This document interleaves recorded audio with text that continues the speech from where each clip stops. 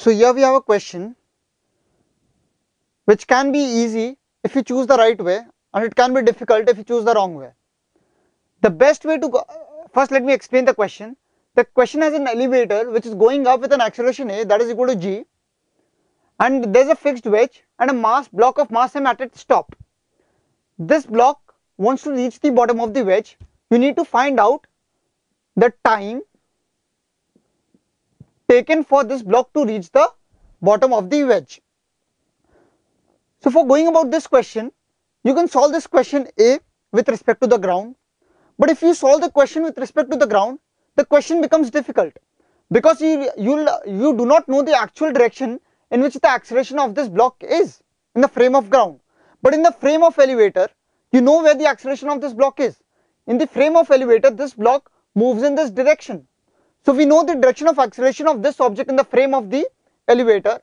So it is best to solve this question in the frame of elevator. Now in the frame of elevator, we see that elevator is an accelerating reference frame.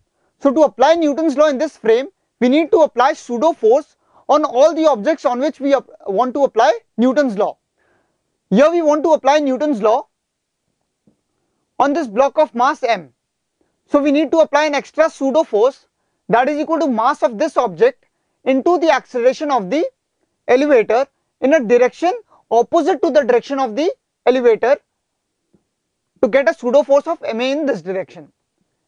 There was already an mg acting in this direction and a normal force acting in this direction. This angle was theta, and in the frame of the elevator, we know that the acceleration of this object is in this direction. So we assume it to be a. Now we can write this as theta mass m, normal reaction here, and m of g plus a in this direction. The component of this force in this direction will come out to be m into g plus a sine theta. You should always remember, when you take components, you should take components in both the directions, and after drawing the components you forget this force. Therefore the component in this direction becomes m into g plus a cos theta, which is useless to us because we won't use it. We will use only an equation in this direction to solve the question. So while we write the equation becomes m into g plus a sine theta becomes equal to, let this be a dash, m into a dash. This m gets cancelled. A dash equal to 2g sine theta because a is equal to g. This becomes equal to 2g sine theta. Now we know the acceleration of the block in this direction along the incline. We know that displacement, initial velocity was 0, acceleration is equal to 2g sine theta. The displacement is equal to, this is h, therefore this is h upon sine theta. Displacement is equal to h upon sine theta. Let the time taken be equal to t. We apply s is equal to ut plus half at square to get s is equal to half at square. Therefore t is equal to 2s upon a root over.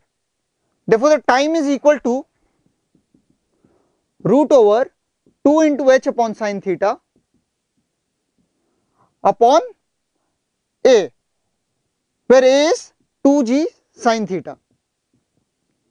Therefore 2 gets cancelled. Therefore the final answer for time becomes root over h upon g into cosec theta.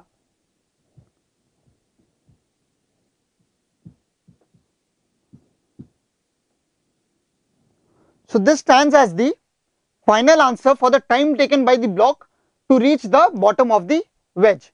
This question would have become very difficult if you would have solved it in the frame of ground.